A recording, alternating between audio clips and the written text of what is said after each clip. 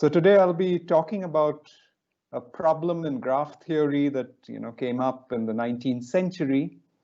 And this problem is about coloring maps on surfaces.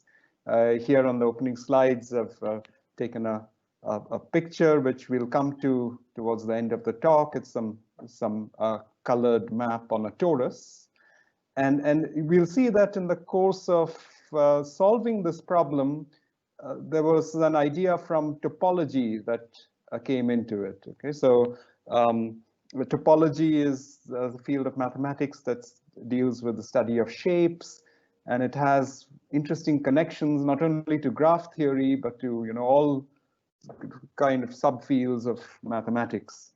And today we'll get a glimpse of some such application as well. Okay, so let me begin by telling you about the famous map coloring problem, the original problem that came up in the 19th century.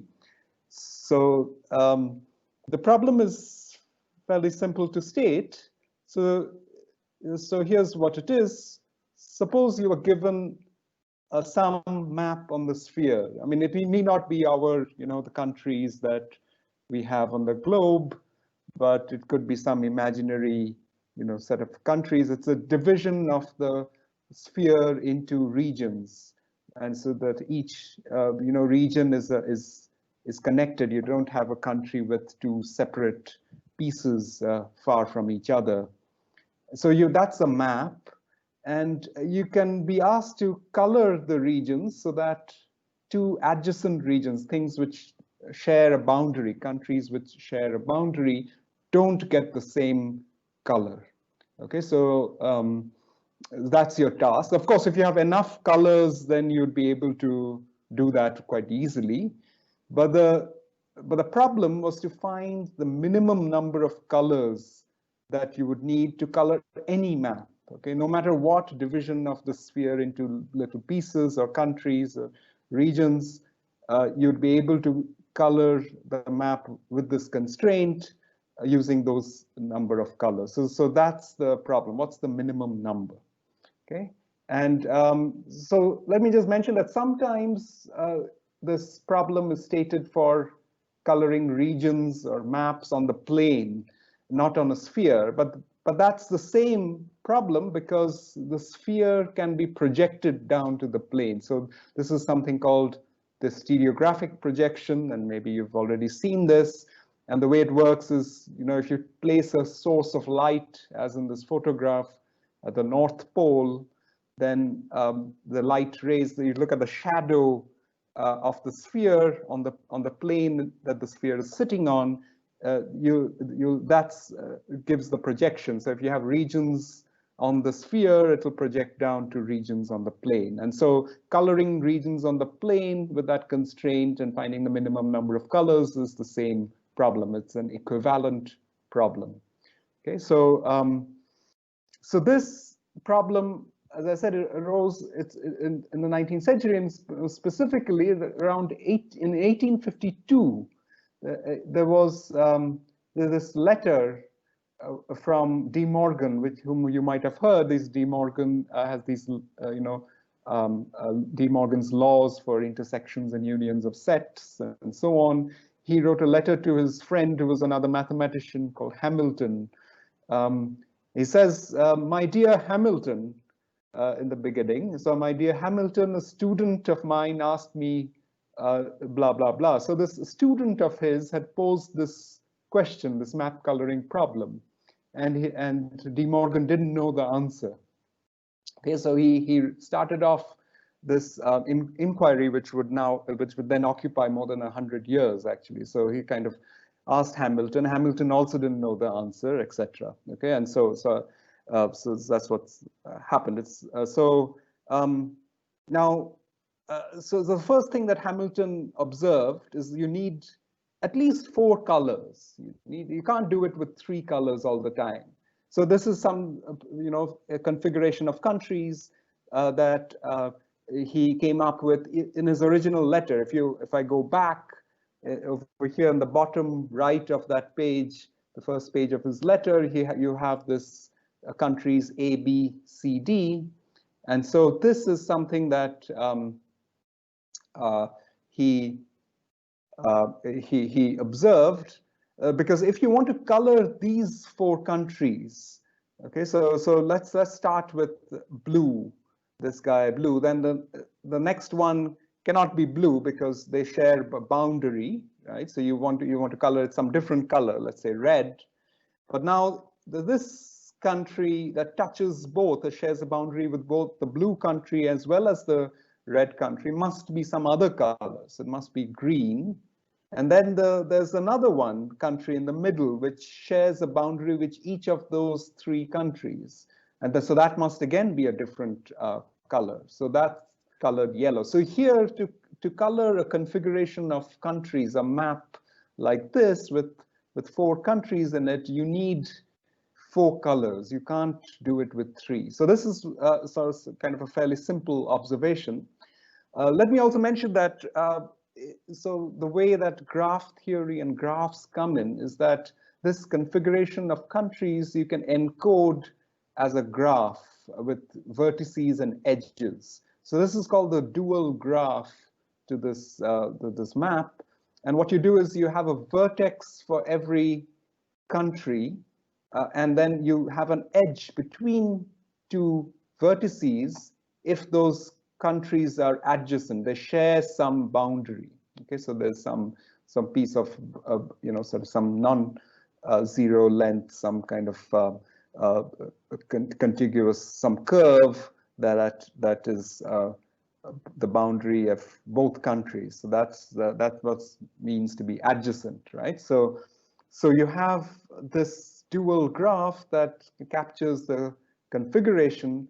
And the task now is to color the vertices so that if you have an edge, the 2 endpoints, the vertices at the 2 endpoints of the edge would have different colors, right? That's the equivalent problem. So that's the problem in graph theory now.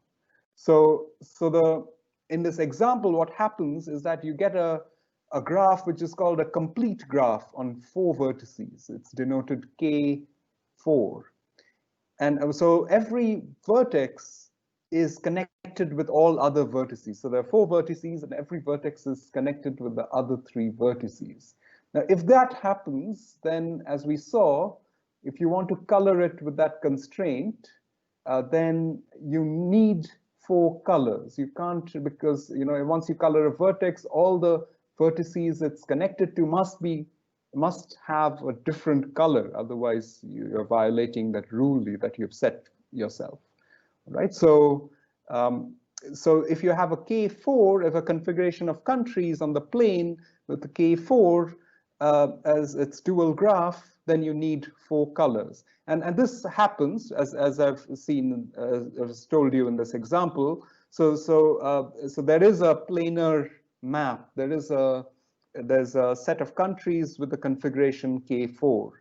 Okay, so K4 is something that can be embedded on the plane. Okay, it's called a planar graph. So planar graph for us, you can just think of it as saying that there is some configuration of countries whose dual graph is that graph. Okay, so that's the definition. If you have that graph, you can the dual graph is always embedded on the plane or the sphere, and that's called a planar graph. Okay, so you have K4 that is a planar graph. There is a configuration of countries like this, so you need at least 4 colors. Okay, so but the problem is, can you always, no matter what configuration, can you always do it with 4 colors?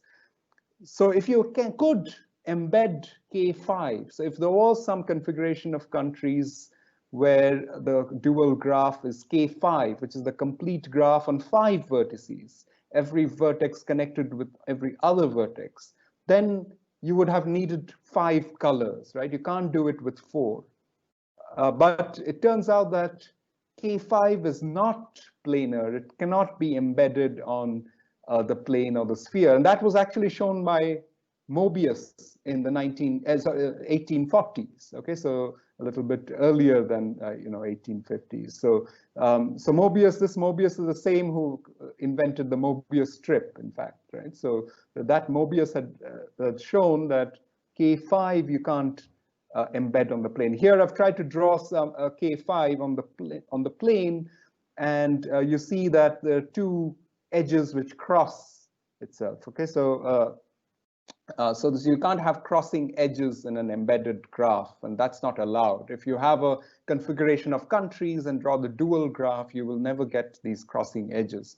So you can't have K5, but the question is, whether there's some other configuration. Who knows? Maybe it's not K5, but some other complicated configuration of countries, some map that needs 5 colors. Okay, so it's not ruled out by the fact that K5s, you can't put K5 in on the plane, but there could be some other map. So that was the question, and it's kind of stood for more than 100 years, and until in the 1970s, Appel and Hawkins, they showed that you only need 4 colors, no matter what map it is. It could be very complicated, but you can still color it with 4 colors with that constraint I told you about. And it was one of the first the proofs of something in some conjecture mathematics that used computers at the time. So they were able to reduce to a couple of thousand cases, to check a couple of thousand cases. They were able to show that if you can check these many cases, this couple of thousand cases, and they are all 4 colorable, then any planar map actually is 4 colorable. So these problem cases they were able to deal with using a computer, and it was a long and arduous calculation, sort of aided by the computer. And it was controversial at the time because people were skeptical. They thought maybe there's some, what if there's a bug in the computer? What if the program is incorrect, etc. But by now it has been checked, by other computer programs written independently. People have simplified the argument, etc. And this is sort of now considered a theorem. This is called the 4-color theorem. All right, so, and here's a picture of Appel and Hawkins poring over some of their data, I suppose, generated by the computer. Here I've taken a screenshot of one of their papers, which is called Every Planar Map is 4 Colorable. This is part 2. So it's a long proof, and this is, they have all these tables like this, which cover various configurations, and at the end they were able to show that 4 colors suffice. Okay, so that was the story. This is a very interesting story, and I won't get into the story of this map coloring problem today, but today's talk I'll be talking about what happens for maps on other surfaces, not just the sphere which we humans live on, but maybe some other surfaces. Okay, so what do I mean by other surfaces?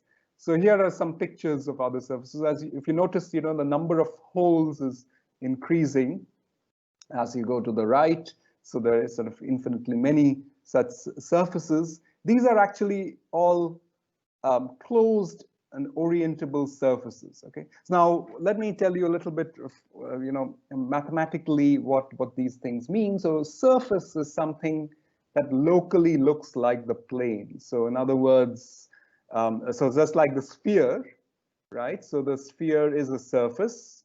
So for very long, humans thought we lived on something with the Earth, which is flat, because locally, it looks like the plane. If you are a tiny ant in any one of these surfaces, you would also think that you are sort of living on a flat surface, right? So so that's the definition of a surface. It's something that locally looks like the plane. Now, there are a couple of other adjectives here that I've mentioned. It's closed and orientable. So closed means that I'm looking at surfaces without a boundary or an edge. So like the surface of a table is not closed because it has a boundary and edge, and you might fall off the edge. So these surfaces that I've shown in the pictures are not no boundary. So these are closed surfaces. Okay. So and these surfaces I've shown here are also orientable, which means that doesn't contain a Mobius strip. So you might have heard of the Klein bottle. So that's an example of a non-orientable surface. So in today's talk, I'll just ignore those surfaces. Okay, so these are the closed orientable surfaces.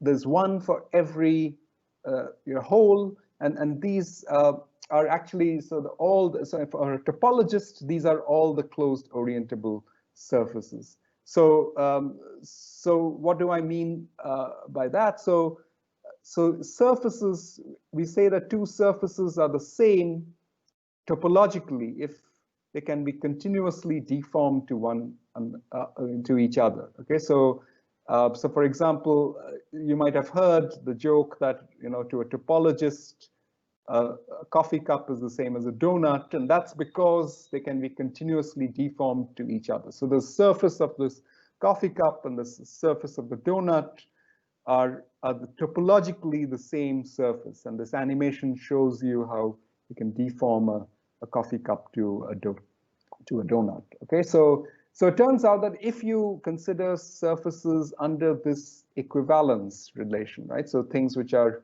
continuous deformations of each other are the same, then there are indeed the only closed orientable surfaces are the ones which I had a picture of. Okay, so one for, you know, every the number of holes. So the number of holes starting with 0, which is the sphere, and then the other surfaces that we have are these. The torus is genus 1. The number of holes is called the genus. So the genus 1 is the torus, genus 2, 3, and so on. Okay, so when I say other surfaces, it's these that I'm talking about. And so this genus is something that is a topological invariant. So if you continuously deform a surface from one to another, you don't change the number of holes. To make a hole, you have to really tear apart the surface, and that's not allowed in a continuous deformation. Okay, so topologically, these are the surfaces, and the genus is the topological invariant. But there's another invariant that will play a role in today's talk, and that's this notion of an Euler characteristic. Okay, so this is an even older observation of Euler, going back to the 18th century, and it is the following fact that if you take a connected graph embedded on the sphere, right? So it's on the surface of the sphere, you have a graph. So you can think of it as a planar graph, right? In our terminology that we introduced earlier, it's a graph with no crossing edges, and it's connected. You can go from any vertex to any other following edges. Okay, so if you take any such thing, then it divides the sphere into regions. And then if you count the number of vertices, the number of edges, number of regions, and call them V, E, and F, then if you take this alternating sum, V minus E plus F, it is always equal to 2. Okay, so no matter what graph you chose to put on the sphere, this is always true. Okay, so this was an observation of Euler, and it's not hard to prove. You can do a proof by induction on the number of edges, for instance. You can do it with induction on the number of vertices. There are many, elegant proofs as well. So this is an old observation, and you can try it. You can take your, favorite, graph on the plane, even or on the sphere, and you can count the number of vertices, number of edges, and the number of faces that divides into. This V minus E plus F is always 2. And this is also a topological invariant, right? Because if you continuously deform your sphere, so here I've just stretched it in one direction, so it's no longer a round sphere, but it's become an ellipsoid. It's still topologically the same, right? Because it's a continuous deformation. You can imagine the round sphere slowly elongating to become an ellipsoid. So then, I mean, these number of vertices, number of edges and faces don't change. They just get deformed, right? And so this number, v minus e plus f, it remains constant. So that's a topological invariant. Okay, so this is called the Euler number or the Euler characteristic of a surface. So for a sphere, this v minus e plus f is 2. So the Euler characteristic of a sphere is 2. What is it for a torus? We are interested in other surfaces other than the sphere today. So it turns out that the Euler characteristic of a torus is 0. Okay, so here's an example of a graph on a torus. So you might be worried that some of these edges here are crossing, but it's actually so some of these edges are going behind. Okay, so it's sort of below. It's sort of a transparent torus. So this edge is actually sort of behind this edge in the front, and this edge is going behind. So you can sort of try to imagine a graph embedded on the torus. And if you count the number of vertices and edges and faces, you will see that the alternating sum, v minus e plus f, is 0. Okay. Now here in this figure, it's kind of hard to see the regions, right? So you can easily calculate the number of vertices and edges. So there you see 1, 2, 3, 4, 5, 6 vertices in the figure, and you count the number of edges, 9. But it's very hard to follow the curving torus and to figure out how many regions on the torus are bounded by this graph. But luckily, the topologists have a very neat way of viewing a torus. So a torus can also be viewed as a square with opposite sides identified. So, and what do I mean by that? Well, you take the square and you declare that any point on the top edge is the same point as something which is directly opposited on the bottom edge, right? And it's the same for the left and right edges. So any point on the left edge over here is the same point as the one directly opposite it, horizontally on the other side, on the right edge. Okay, so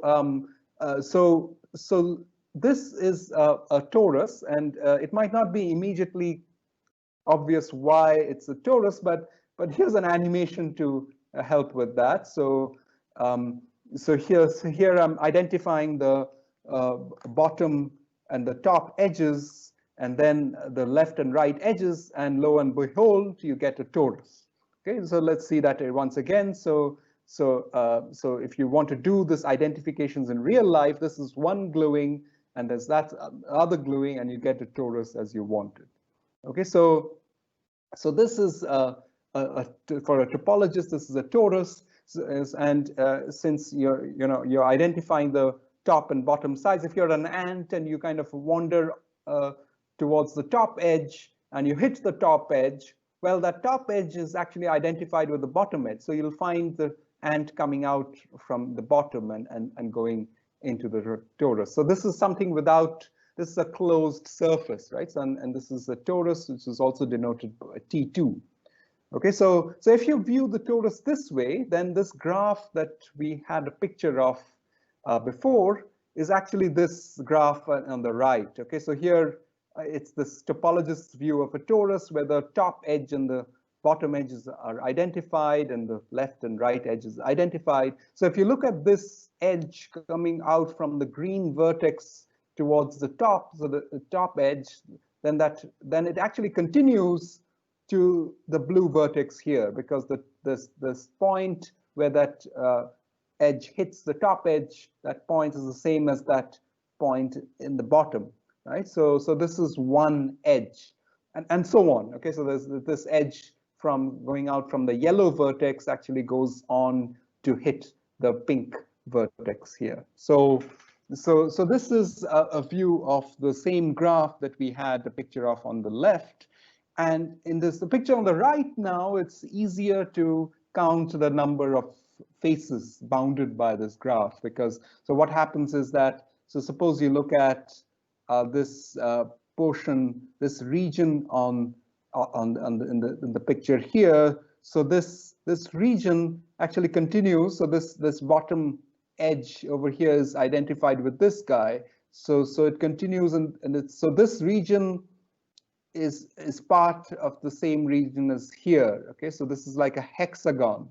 Okay, so bounded by the yellow, blue, green, pink, red, and dark blue vertices. Okay, so this is one region, and if you think about it, you'll find that you have several, two other regions. So you have three regions in total, and that's the F here. That's what F counts. Okay, so that F is equal to 3. Okay, so it's easier to count the number of regions in this depiction of the torus.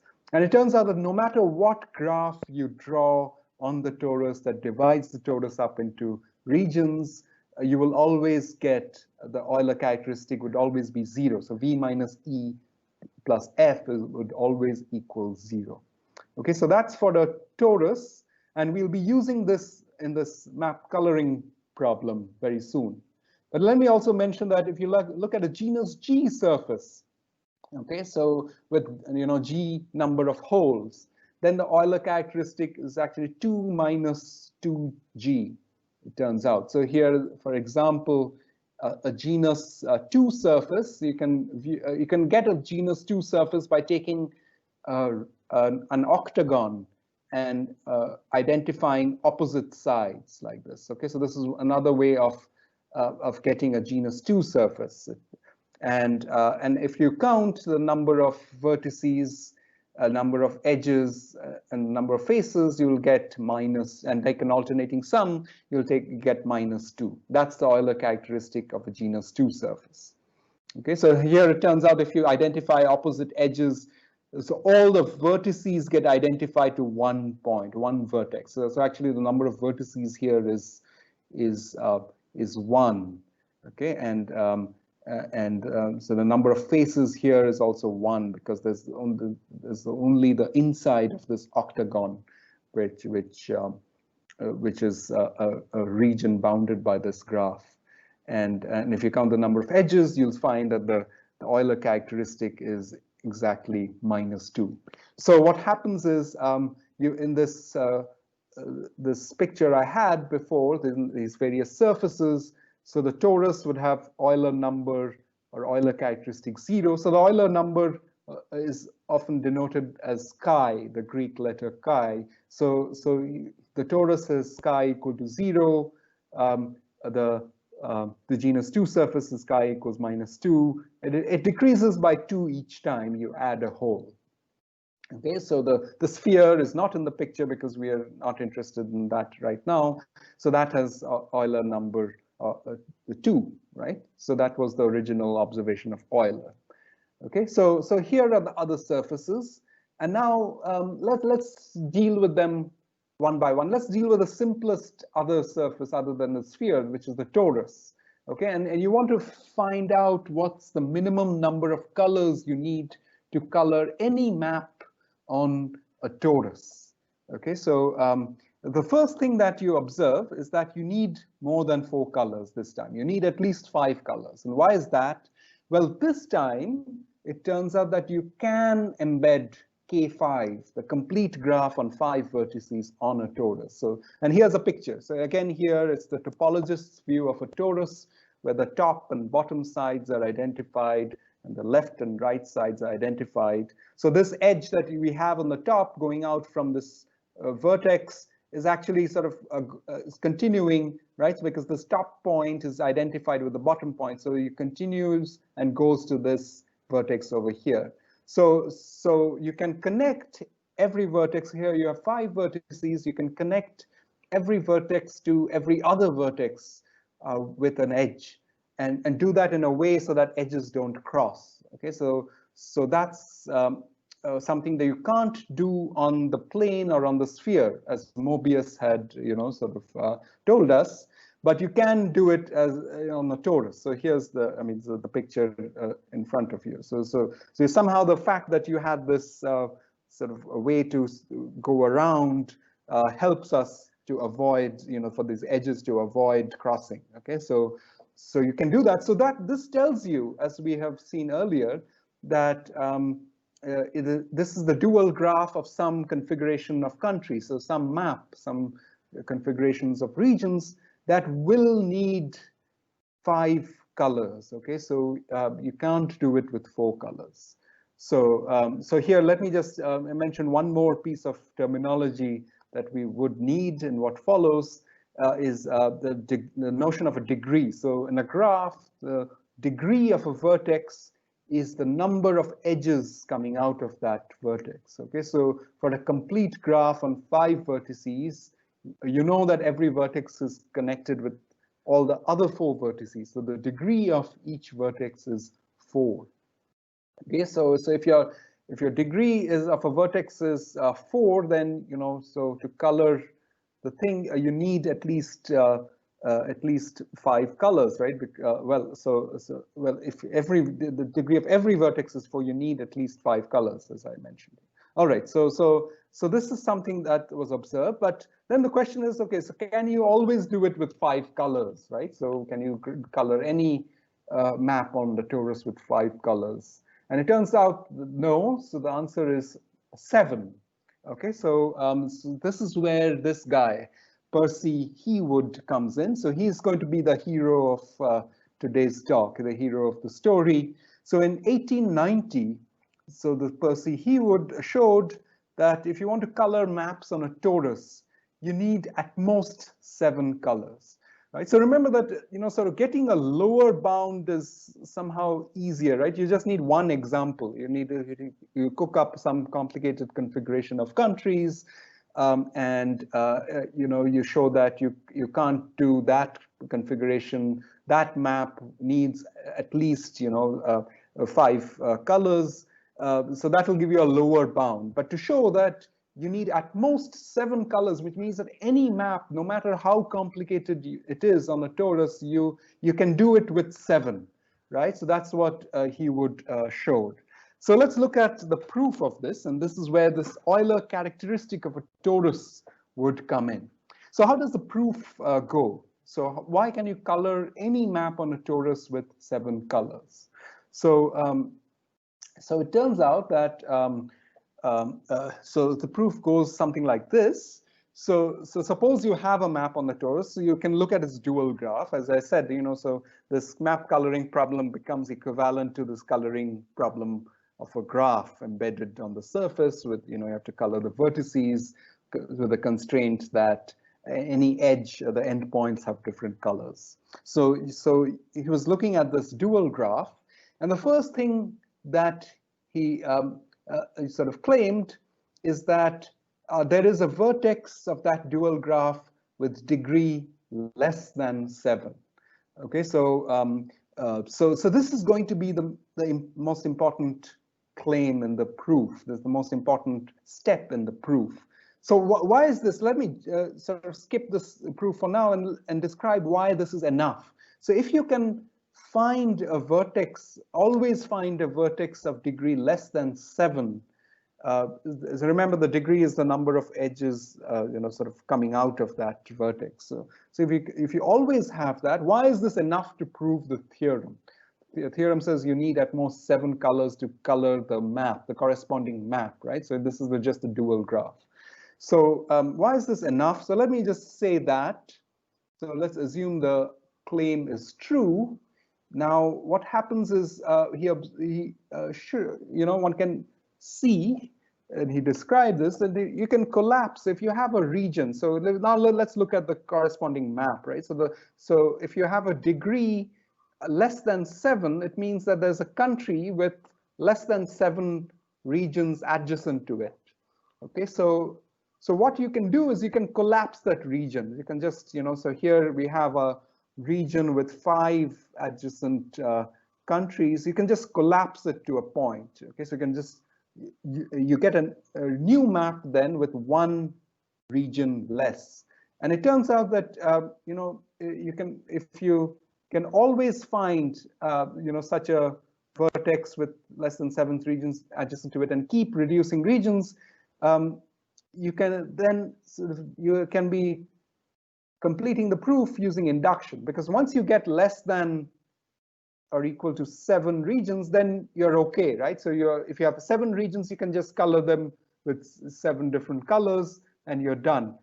And if you now go back, if you uncollapse a country, so since you had less than 7 regions adjacent to the country, there is a spare color that you can color this new region with. So you can actually show that by this process, induction works, okay? And so induction on the number of regions, you'll be able to show that you can, if that 7 colors works for any map on the torus, okay? So that is why this claim is important. So so this claim that we had at the beginning, that there is a vertex of degree less than 7, if you can show this claim, then you are basically done by induction, by using this collapsing trick.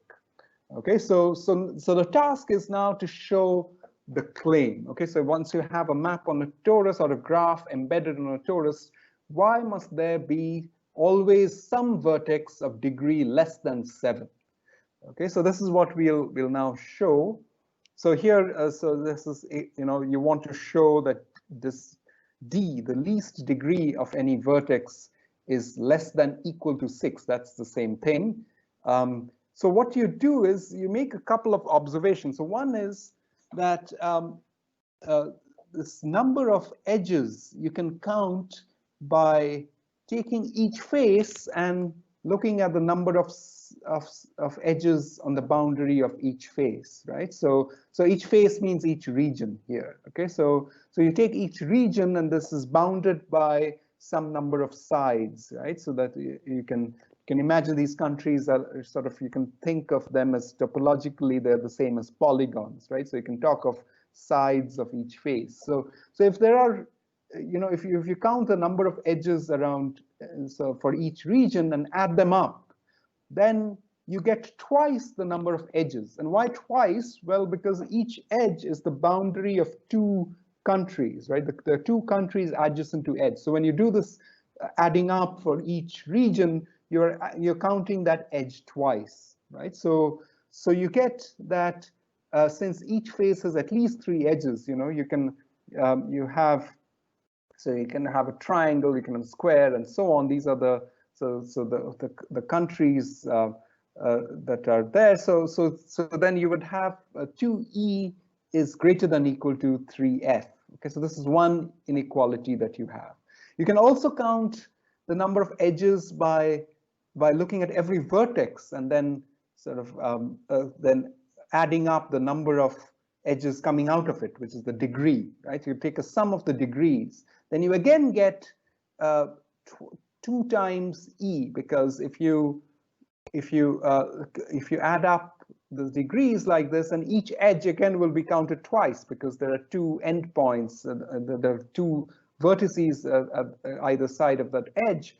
And then if you add up the degree of this vertex, add up the degree of that, so that edge would be counted twice. So the sum of degrees of all the vertices is twice of e, the number of edges. And since d is the least degree, you get that 2e is greater than or equal to d times v. Okay, so that's another inequality that you observe.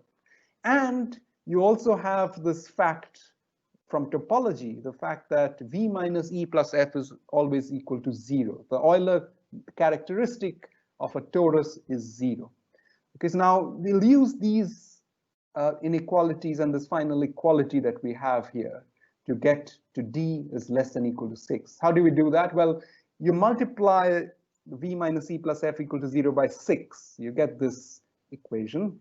And then using this first inequality, 2e is greater than or equal to 3f, you actually get 6v minus 2e is greater than or equal to 0. So that you can sort of figure out quite easily. It's just some simple manipulation of these symbols here.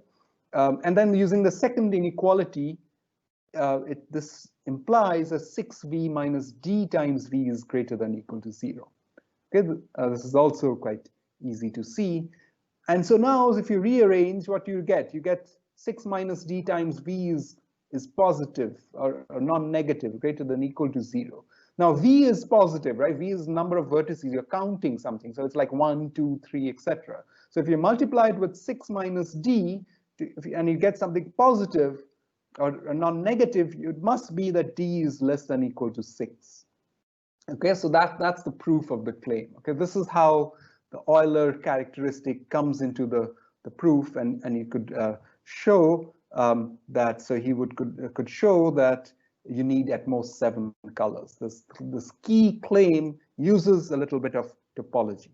So once you've proved this claim, we are done, right? So this was what happens for a torus, and this is not all.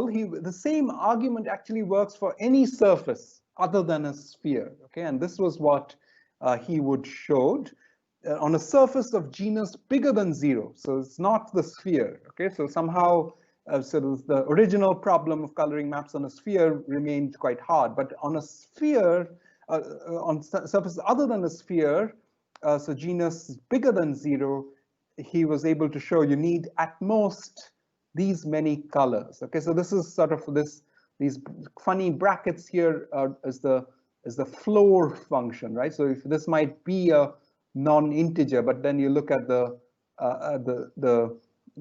integer which is nearest to it, you know, sort of less than that number, right? So that's what these brackets mean. So, and this is called the Heawood number, h of g. So it depends on the genus. For genus 1, which we just did for a torus, this turns out to be equal to 7 exactly. So here you actually get an integer. But if genus is 2, it's the floor of some number like 8.42 blah blah. So that's 8. Okay, so and h of 3 is 9. And so on. It doesn't quite grow linearly, but there's this, you know, this is like grows like a square root of g, right? So that's called the Heawood number. And why does the same proof work? So let me sort of tell you how the proof goes. So again, it turns out by that collapsing trick, you just need to prove that claim that if you have a map on a surface of genus G, there is a vertex of degree less than the Heawood number. So you want to prove that the least degree is less than or equal to h of g minus 1, the Heawood number minus 1.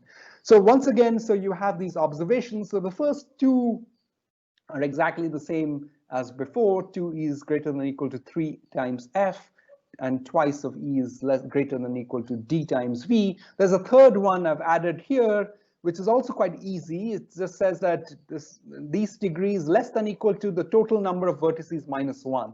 This is quite easy because the total number of vertices is v. So if you have a vertex, it's connected to at most v minus 1 other vertices, right? You can't have more than that because the total number is v. So this third inequality that I've added is also quite easy.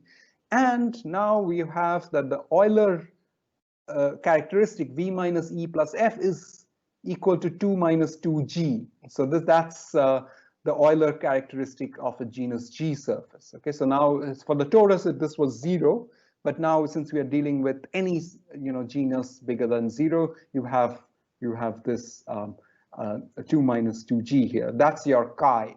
Okay, so then if you try to do the same thing as we did before, so you start with multiplying 6e, v minus e plus f equal to chi with 6, right? So then you get 6v minus 6e plus 6f equals 6 chi.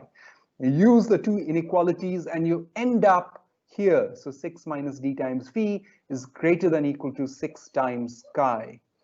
And then you can use the final inequality that we had, d is greater than or equal to, it should be less than or equal to here, right? So this is a typo over here. It should be less than or equal to. So you use that final inequality that we had here. So this one to conclude that this 6 minus d times d plus 1 is greater than or equal to 6 chi. Okay, and then so since we are dealing with genus bigger than 0, so you know that chi is less than or equal to 0. Okay, so chi is 2 minus 2g. So if G is 1, it's 0, genus 2, it's less than 0, and so on.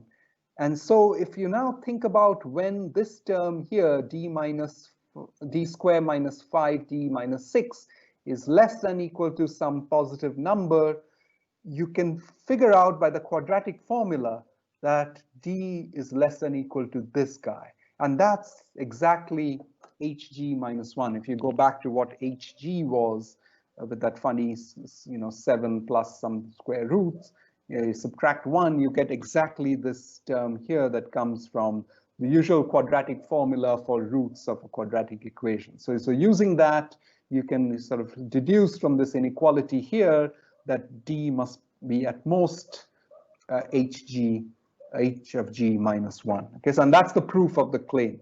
Okay, that's how you prove that you need at most hg colors. But actually, the story doesn't stop here. So Heawood actually claimed that on a surface of genus G, you need exactly hg colors. Okay, so it's not just at most. So that, in other words, there is some configuration of countries, some configuration of regions, which needs hg colors. Okay, so you can't do it with less than that. And for this, he thought he had a proof. He thought it was easy to show that there's a complete hg map, which means that the dual graph is a complete graph with h of g vertices on any genus G surface. So he claimed this fact. Okay, so this became known as the Heawood conjecture because it was hard. It was a hard thing actually to find a map, a complete map on a genus G surface with h of g countries, and it took a combined effort of many people until 1968 to finally have the complete proof. So the Heawood conjecture was also solved. So it's funny that for the genus G equal to 0, the map coloring problem, the original problem, that was quite hard, and one had to wait until 1976 and so on, and using computers to prove it. But for all other surfaces, it was somewhat easier, and it was it was solved a little bit earlier. Okay, but it was still kind of complicated. It still took some time. I mean, so it's a few decades.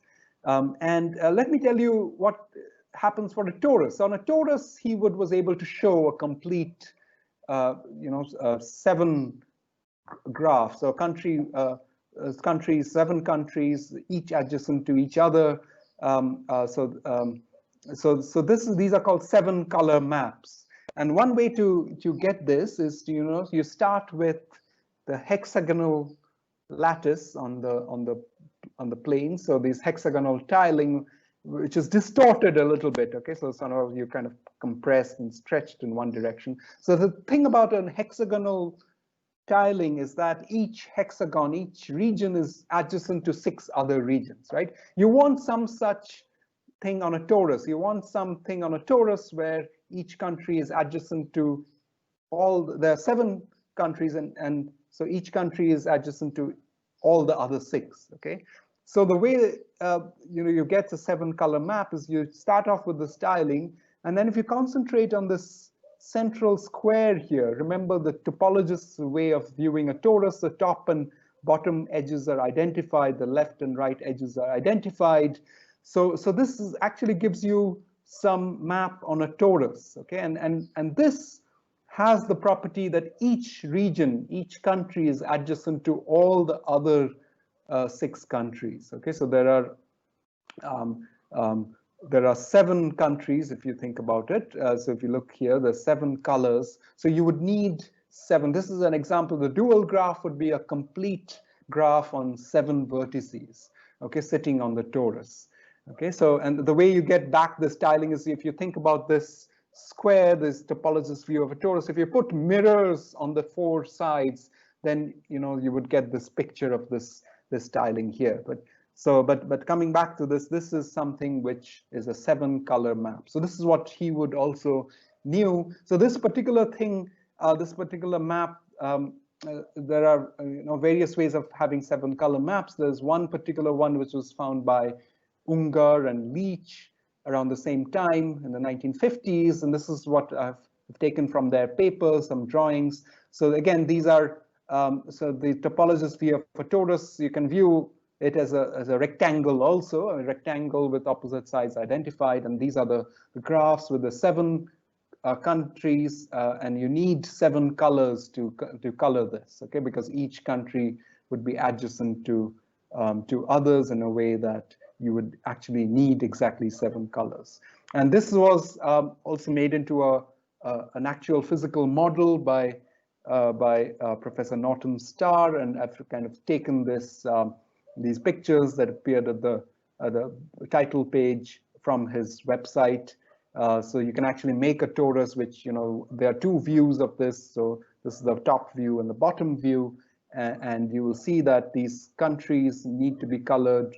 It has to be colored. You need 7 colors to color this country. And the good thing about this Ungar-Leach map is that it's fairly symmetric. You you have a 7-fold symmetry. If you rotate your if you rotate this picture by 2 pi by 7 angle, you kind of get get another sort of similar configuration.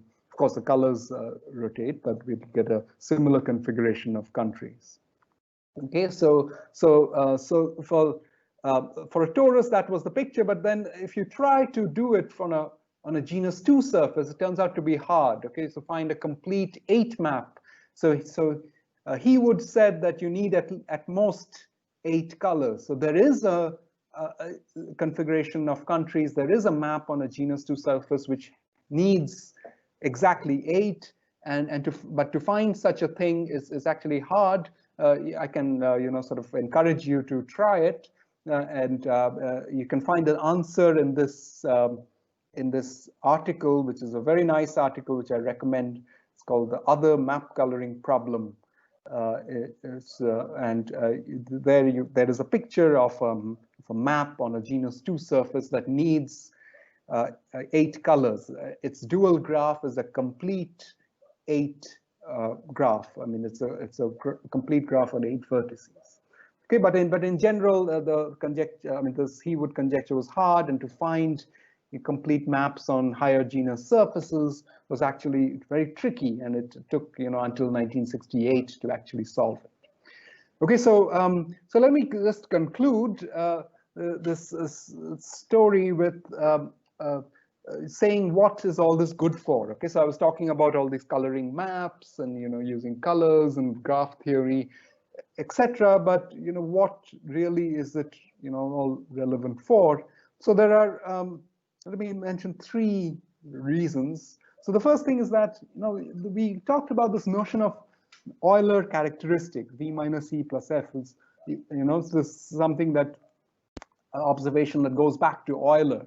So this turns out to be the basis of a very sophisticated theory called homology theory in algebraic topology, and it's used to distinguish topological spaces, and it's used also in other fields of mathematics, not just in topology, and this so there is these developments of ideas take time, and they develop into subfields and parts of mathematics which open out for based on some simple observations. It's a remarkable story to see happen if you look at the notion of an Euler characteristic. Okay, so this is something I'm sure that you'll come across later on. So for higher dimensional manifolds, there's something called homology groups, and you can look at their rank and take the alternating sum, as I've written here. That turns out to be the Euler characteristic of a higher dimensional manifold, and there are other such notions which comes up in algebraic topology. So this is one reason. So the why I mean we are interested in all this. The other reason is that this is still applied and is still useful. Okay, for example, in topology, you saw this notion of Euler characteristic, the other notions, and some of these are used in understanding the structure of graphs and networks.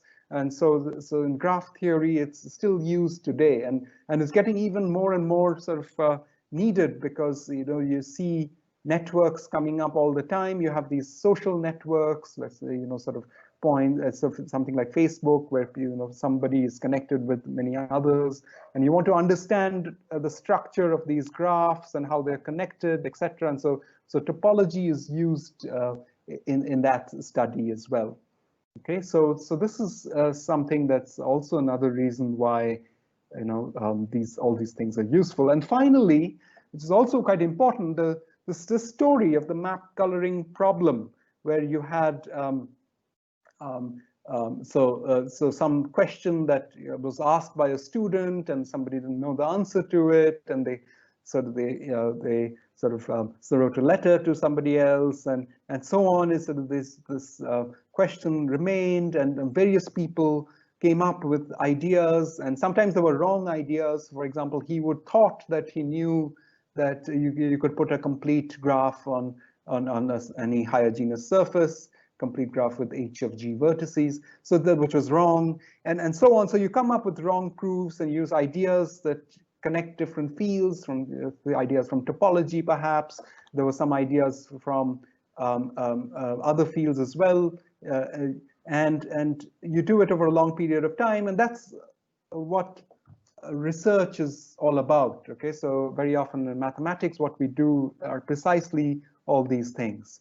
And you can read up more about this history of the map coloring problem and this other map coloring problem, which is the story of Heawood, etc., and how they did it for all surfaces in this nice article which I mentioned earlier. So let me just stop here. Thank you for listening, and if you have questions, I'll be happy to answer them.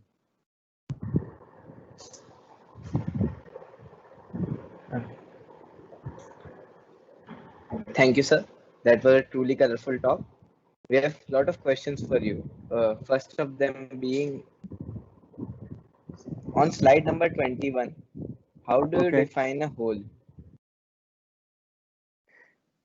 Yeah, so when I said a hole, I was just mentioning something which is visually for us a hole. It was something which is like a hole in English. Now, if you want to define it mathematically, you have to define the concept of a genus. Okay, so that is a little bit complicated. But so what it turns out is that the Euler characteristic is a nice enough substitute, right? You can, so as we said, that a genus and Euler characteristic are related, right? So Euler characteristic is something you can compute easily. So you can define genus using Euler characteristic instead, and then that genus is the number of holes. The number of holes, when I said holes, that's just for us visually as humans, not as mathematicians. Okay, so it's just you see two holes in this picture, so that must be sort of something with two holes, and that number of holes informally is the genus. But yeah, to define it more accurately, you need a little bit more algebraic topology, but you can do it using Euler characteristic. That's a good question. Yeah, thanks. And also on slide number 39, that collapsing graph argument, that 7 color, Yeah. So can you explain that once again? Yeah, so what happens is,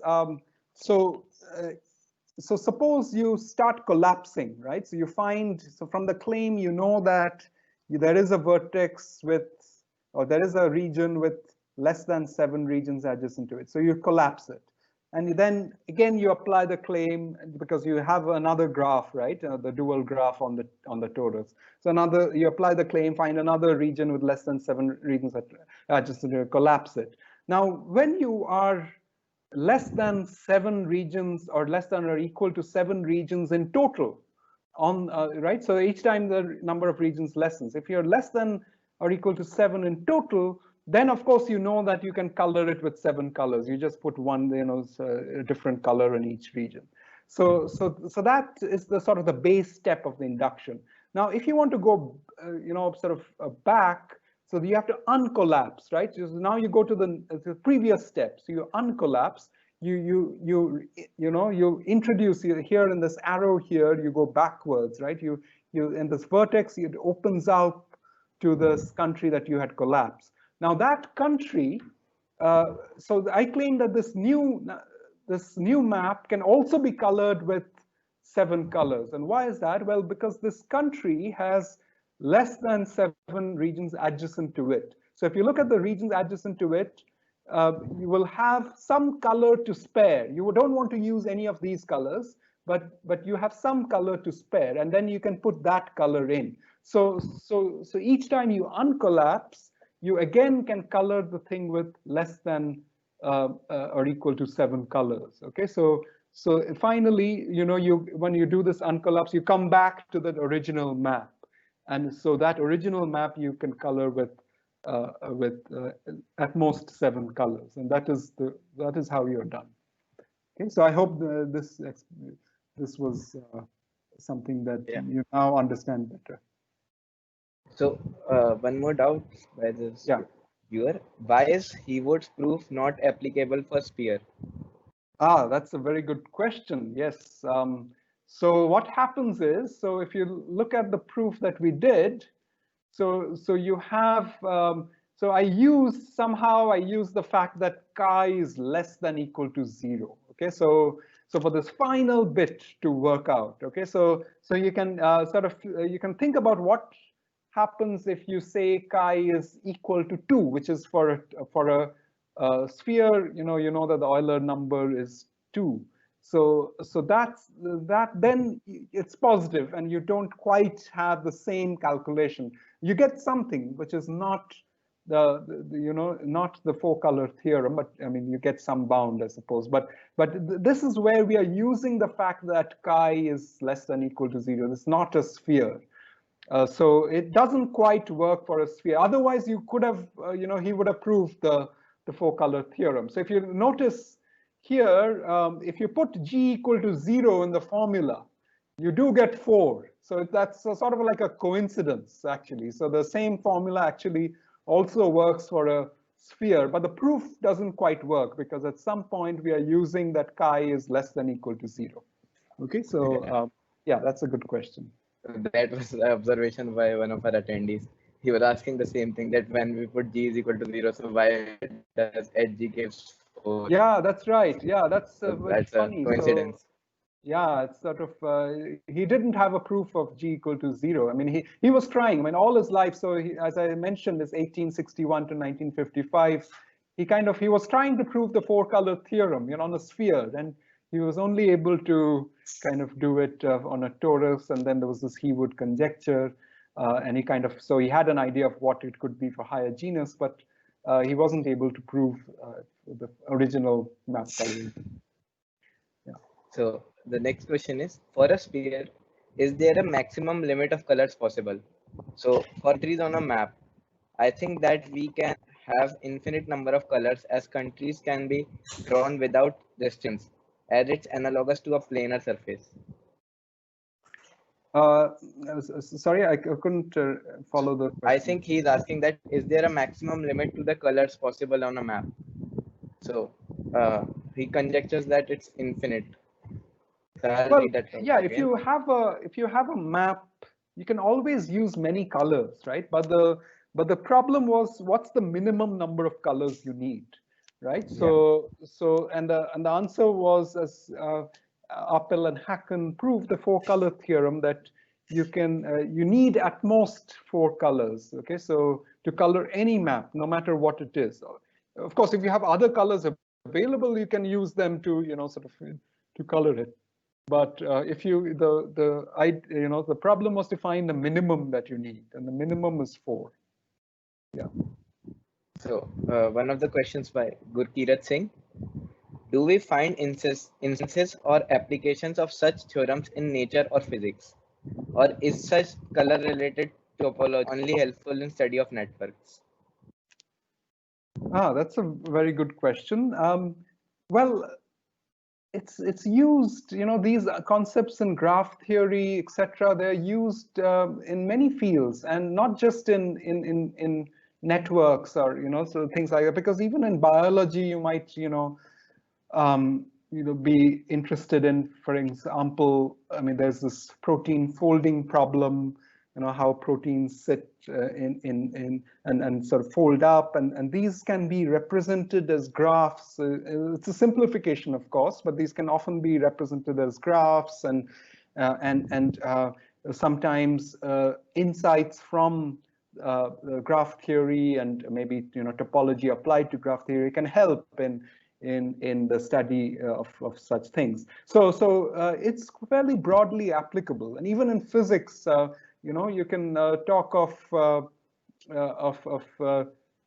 things connected with each other. Whenever you have a physical system, maybe you can sometimes it might help to represent it as a graph where things are between adjacent with connected by an edge are interacting perhaps, and so on. So for example, there's in particle physics, Richard Feynman came up with a sort of a way of representing particle interactions as graphs, right? What are called Feynman graphs, and that's sort of used, and so these things are, I mean, graph theory is used to understand these. So the good thing about mathematics is that these fairly abstract theories and these ideas can actually be applied to many situations, and in engineering and physics, in biology, and so on. So the answer is yes, there are many applications in these fields. So one of my personal questions. So yeah, where can we start reading this stuff from? Like, should a newcomer start reading to reach out to such levels like this four-color theorem?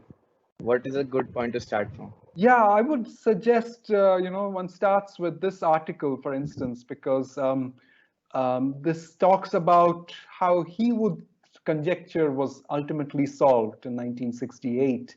So there are many sort of there's a progress of things which happen. Some people came up with some ideas. Some of the ideas, I mean, there were many people who worked on it. Actually, this map coloring problem. There are many topologists, who are famous today, who had, tried their hand at it. And one of the ideas, for instance, came from electrical networks. Okay, so there's Kirchhoff's laws, and Kirchhoff himself, tried his hand at, sort of this map coloring problem. So that story and these ideas there are explained in this article.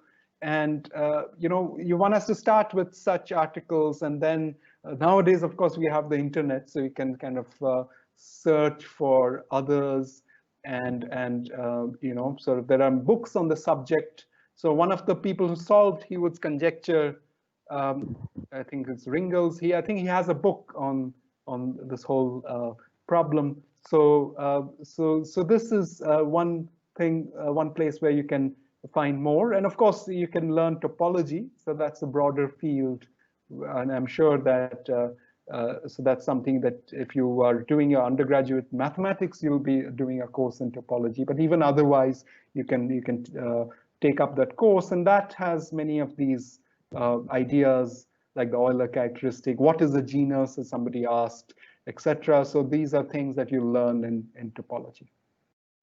So one of our attendees is asking, what are good books for studying graph theory or topology? Oh boy, there are lots of books.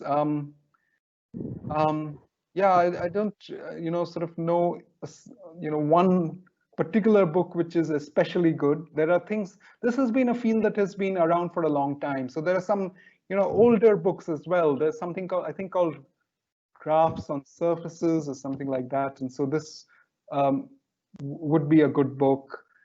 There is something, as I said, by Ringels, which is one of the people who solved Heawood conjecture. I think the book is called The Map Coloring Problem. It's just the whole book is about this.